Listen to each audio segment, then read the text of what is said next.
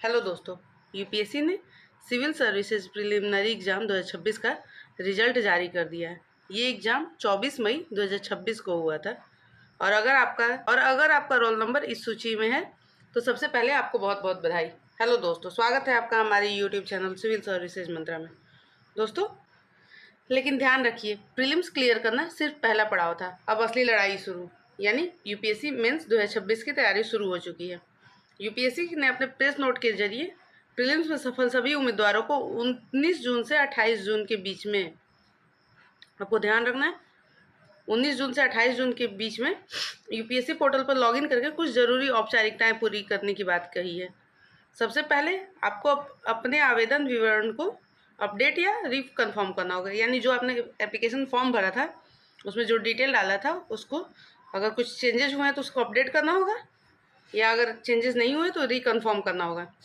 और दूसरा, जो जनरल कैटेगरी के उम्मीदवार हैं उनको 200 रुपये का शुल्क जमा करना होगा मेंस के लिए। और वहीं जो महिला, एससी, एसटी और जो पर्सन विथ डिसेबिलिटी उम्मीदवार हैं उनको इसमें छूट दी गई है।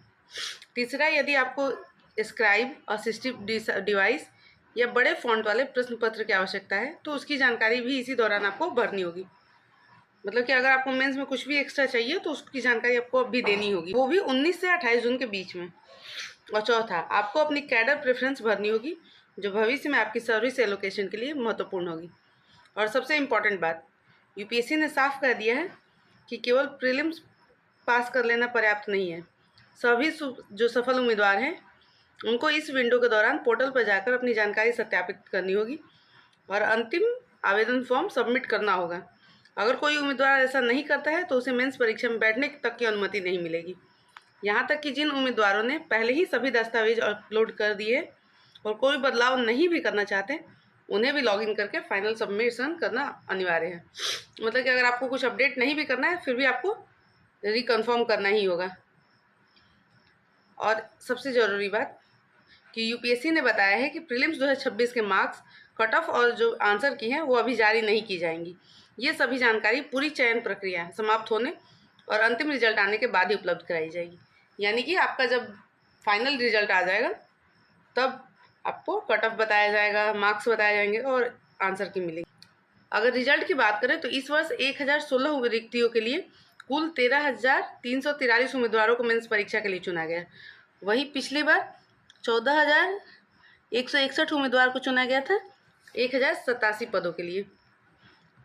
और दोस्तों, अब ध्यान रखना है कि अगर आपका चयन हुआ है तो अगले कुछ दिनों तक रिजल्ट और कट ऑफ की चर्चा में अपना समय बर्बाद मत करिए।